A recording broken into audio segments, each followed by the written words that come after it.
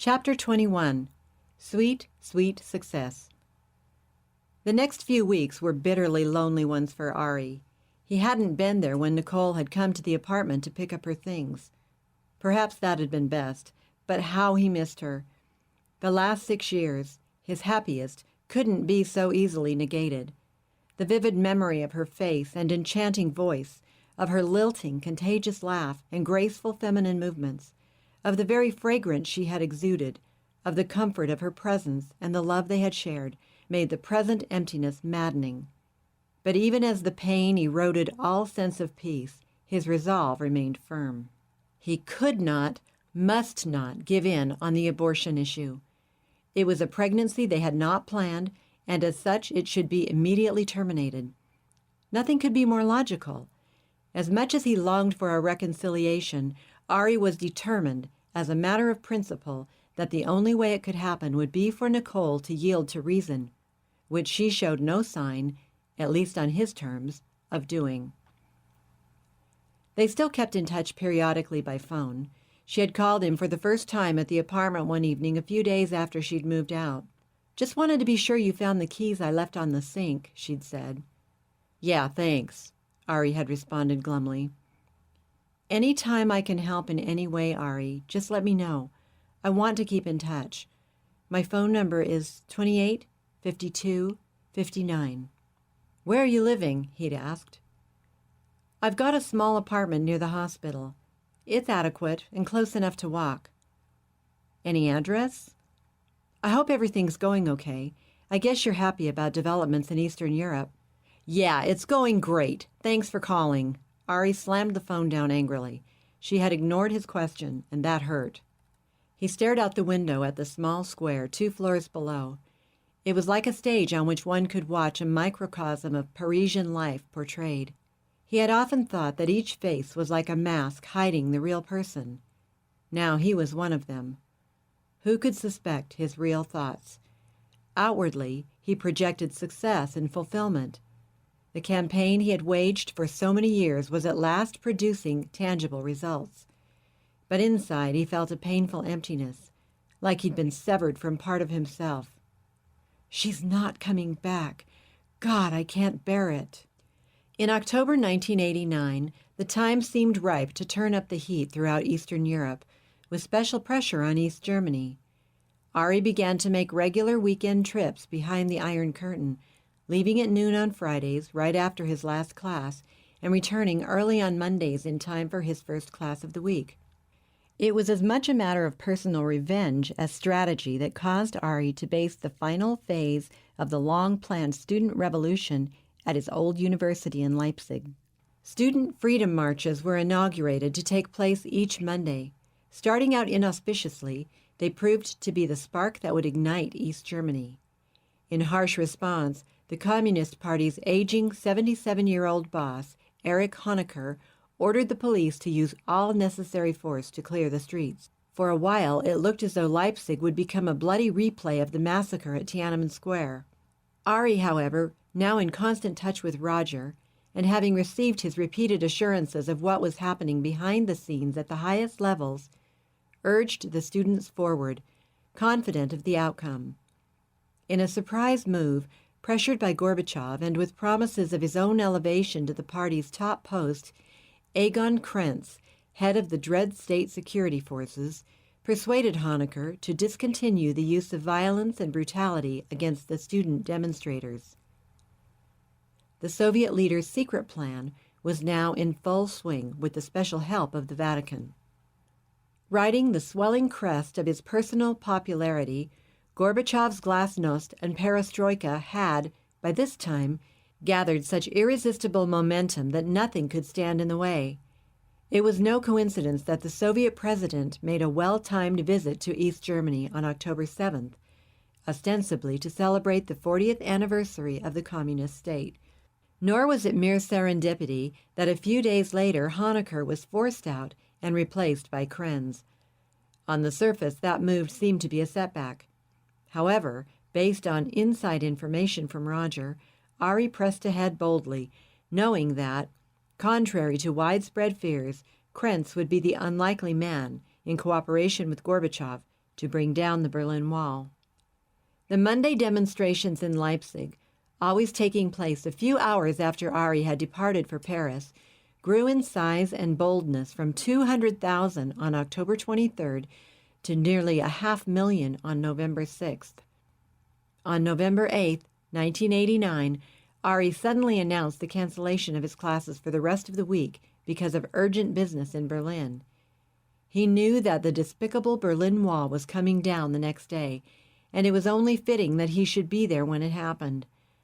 The following week, the students in his classes would ask in astonishment how he happened to be on the scene at that historic moment.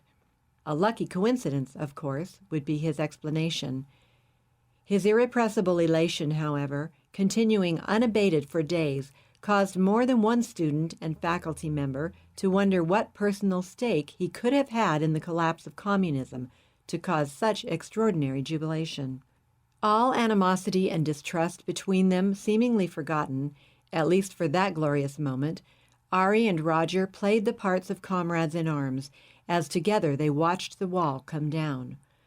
While euphoric Berliners on each side chipped away at the hateful barrier that had so long separated families and friends, the two conspirators from the West congratulated and slapped each other enthusiastically on the back, as though they had played a major role in this historic event, which indeed, though unknown to those around them, they had.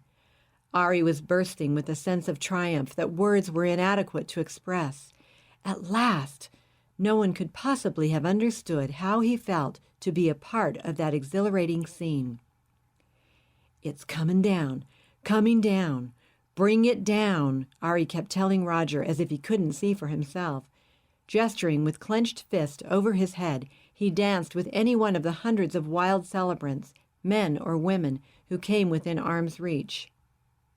"You bet it is, y'all," Roger yelled in his broadest Texas drawl. "It's happening. We did it. Hooray!" Intoxicated with joy, Ari and Roger mingled with the frenzied crowd to greet the surging masses of humanity pouring through the breached wall in both directions. Pandemonium reigned as these two non-residents of Berlin, to a background of rockets, flares, and firecrackers, were swept up in a rampage of sweat-drenched and screaming humanity suddenly gone mad with ecstasy. The hated wall was no more, and it was indeed Krentz, the head of the equally hated secret police, who had given the command to remove that infamous barrier. By that grand concession, he hoped to appease the marching masses. Instead, he too was forced from office 3 weeks later.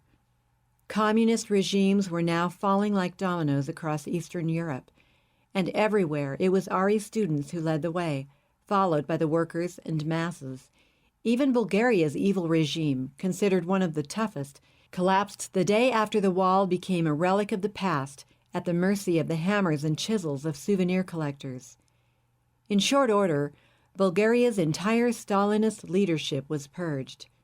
Early in November 1989, participants in the first student demonstrations in Czechoslovakia were attacked, beaten, and arrested by riot police. There, too, Ari urged the students on, confident of the outcome. Within 10 days, it was history. The climax came on November 24th, with the triumphant appearance of Alexander Dubček on a balcony above the thousands of wildly celebrating demonstrators below. The hero of Prague's spring of 1968 had been vindicated at last. 21 years earlier, as the newly elected head of the Czechoslovakian Communist Party, Dubček had attempted to give communism a human face.